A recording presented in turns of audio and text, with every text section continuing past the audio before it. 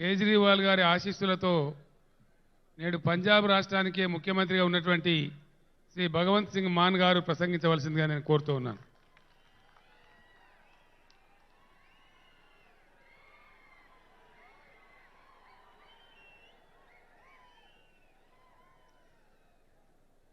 खमम की ऐतिहासिक और इनकलाबी धरती, स्टेज पर मौजूद तेलंगाना के लोकप्रिय मुख्यमंत्री श्री के चंद्रशेखर राव जी, आम आदमी पार्टी के नेशनल कन्वीनर और दिल्ली के क्रांतिकारी मुख्यमंत्री श्री अरविंद केजरीवाल जी, समाजवादी पार्टी के अध्यक्ष और यूपी के एक्स मुख्यमंत्री अखिलेश यादव जी, सीपीआई के जनरल सेक्रेटरी डी राजा जी और केरला के मुख्यमंत्री जो बोलकर चले गए हैं, और बाकी सभी बीआरएस पार्टी के नेतागण और ऑफिसर साहबान और इतनी भारी संख्या में यहां पर हमारा हौसला बढ़ाने के लिए आने के लिए शुक्रिया आपका। एक एक कदम हमारे सर माथे पर। सबसे पहले सबको नमस्कार, सत श्री अकाल।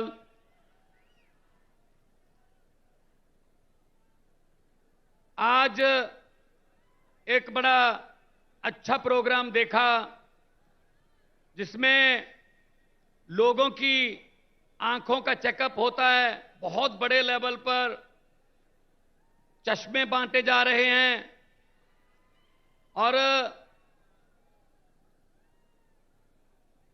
बहुत ही प्रभावशाली प्रोग्राम था जो देखने को मिला, बहुत कुछ सीखने को भी मिला। लेकिन मैं तेलंगाना के मुख्यमंत्री जी को कहूंगा कि अगर इतनी भीड़ हो तो इसके लिए भी कुछ स्पेशल चश्मे बनाएं ताकि देख सकें हम भी। वो दूर तक नजर जाती है तो लोग ही लोग नजर आ रहे हैं। ये आपका प्यार है। आपने घर से पहला कदम जब इस रैली की तरफ, इस फंक्शन की तरफ बढ़ाया, वो पहला कदम बदलाव का कदम था। आपका यहां पे आना इस बात का सबूत है कि आप देश को प्यार करते हैं। आपको चिंता है कि देश कहां जा रहा है। आपको इस बात का ज्ञान है कि देश नफरत की राजनीति को बर्दाश्त करने वाला नहीं है। यह देश एक गुलदस्ता है, अलग अलग रंगों के फूल हैं, लेकिन कुछ लोग चाहते हैं कि गुलदस्ते में सिर्फ एक ही रंग के फूल हों। यह हो नहीं सकता, यह हो नहीं सकता। जिस गुलदस्ते में सिर्फ एक ही रंग के फूल हों उसको ज्यादा देर देखा नहीं जाता। असल में फूलों की रंग की जो विभिन्नता है वही उसको गुलदस्ता बनाती है। तो आज देश क्या मांग रहा है? देश मांग रहा है रोजगार। Youngest country on the earth India, Bharat, लेकिन युवा बेरोजगार हैं। इन्होंने वादा किया था 2 करोड़ रोजगार हर साल पैदा करने का, वो भी जुमला निकला।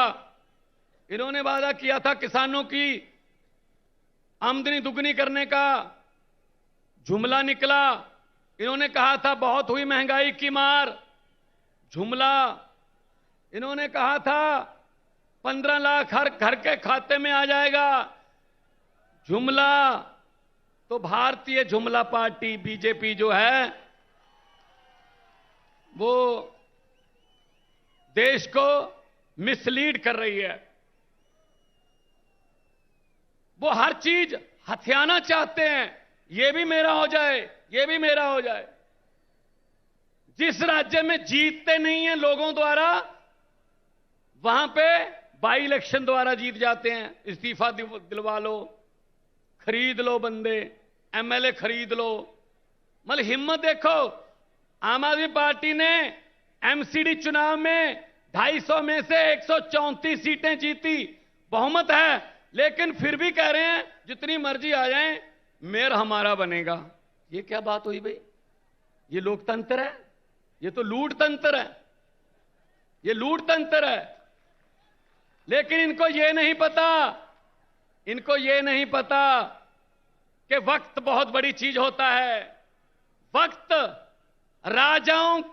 राजाओं से भीख मंगवा देता है वक्त, और भिखारियों के सर पे ताज टिका देता है वक्त। वक्त बहुत बड़ी चीज होता है। और ये पब्लिक है, सब जानती है। लोग जब चाहें आदमी अर्श पर और ऊपर जाके ये बीजेपी वालों की तरह हंकार करे तो लोग कहते हैं आजा बेटा फर्श पर। बहुत बड़े बड़े उतारे हैं भाई साहब, बहुत बड़े बड़े। हुकूमत वो करते हैं जिनका दिलों पर राज होता है। हुकूमत वो करते हैं जिनका दिलों पर राज होता है। यूं कहने को तो मुर्गे के सर पे भी ताज होता है। तो हुकूमत लोग जिसको दिल में जगह देते हैं उसकी होती है। ये छीनी नहीं जा सकती, ये खरीदी नहीं जा सकती। लोगों का प्यार खरीदा नहीं जा सकता। लोगों के प्यार की किसी करेंसी में कोई कीमत नहीं है। अभी जब से मैंने होश संभाला है, हर 15 अगस्त को लाल किला से तत्कालीन प्रधानमंत्री भाषण देते हैं। मैं भी सुनता था। आज तक वही भाषण, अफसरों का लिखा लिखाया, रटा रटाया भाषण, लाल किला के सामने से बेरोजगारी पर चिंता व्यक्त, महंगाई पर थोड़ी ज्यादा चिंता व्यक्त, आतंकवाद पर सबसे ज्यादा चिंता व्यक्त, और 15 अगस्त खत्म। मैं उनको कहना चाहता हूं, मेरे देश के वारिसों, अगर देश की 130 करोड़ जनता की किस्मत नहीं बदल सकते, कम से कम भाषण तो बदल लो। अब तो लाल किले के कबूतरों को भी भाषण याद हो गए होंगे। कुछ तो नया कर दो, नहीं करते। अपने आप बारी आ जाती है। लोगों के पास कोई रास्ता ही नहीं था। पंजाब में ऐसी चल रहा था, 5-5 साल की बारियां चल रही थी। लेकिन तीसरा बदलाव आया आम आदमी पार्टी के रूप में। 117 में से 92 सीटें पंजाब में आई। पहली बार 92 सीटें आई किसी पार्टी की। और बड़े बड़े जो अपने आप को कहते थे हमें कोई हरा ही नहीं सकता, पूरे का पूरा खानदान हरा दिया उनका। भाई साहब, ये पब्लिक है। और इनका क्या काम है? इनका काम है लूटना। सब कुछ बेच दिया।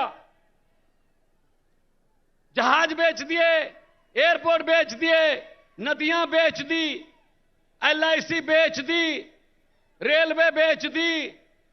सिर्फ मीडिया खरीदा बस, बाकी सब कुछ बेचा है।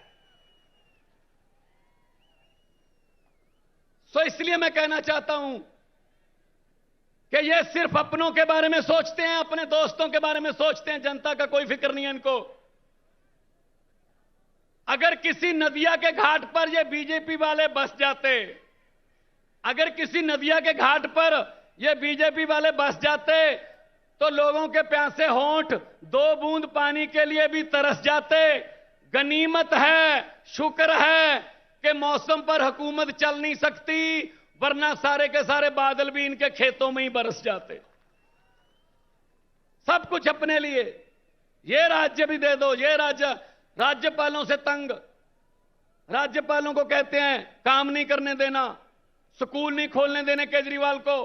केजरीवाल अगर चाहे कि मैं टीचरों को फिनलैंड जाके ट्रेनिंग दिलवा के दिल्ली के बच्चों के लिए लेटेस्ट शिक्षा का प्रबंध करूंगा, कहते नहीं जा सकते, यहीं रहो। और जब वैसे केजरीवाल के स्कूलों के बारे में कोई फाइल नहीं आगे बढ़ती कि अच्छे हो जाएं, जब ट्रंप की पत्नी ने कहा मैंने सरकारी स्कूल देखने हैं, तब केजरीवाल वाला स्कूल दिखाना पड़ा, क्योंकि पता था उनको कि हमारे वालों में कुछ है नहीं, इधर वाला दिखा देते हैं। तो ये है इनका भारत का एजेंडा। तो मैं यही कह रहा हूं, काम हो सकता है अगर नीयत अच्छी हो। यहां आए हैं, कुछ सीखने आए हैं। ये वाला कार्यक्रम, ये आंखों का, क्योंकि पंजाबी में कहावत है, दंद गए ਤਾਂ ਸਵਾਦ ਗਿਆ, ਅੱਖਾਂ ਗਈਆਂ ਤਾਂ जहान गया, दांत गए तो स्वाद गया, आंखें गई तो जहान गया।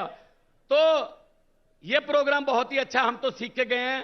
पंजाब में भी मैं इसी तर्ज पर शुरू करूंगा सारा प्रोग्राम। ये अच्छी चीज कहीं से भी सीखी जा सकती है, अच्छी चीज कहीं से भी सीख लो। ये नॉलेज शेयरिंग का जमाना है, स्टार्टअप का जमाना है, दुनिया गांव बन गई है, कहीं से भी कुछ भी सीख लो।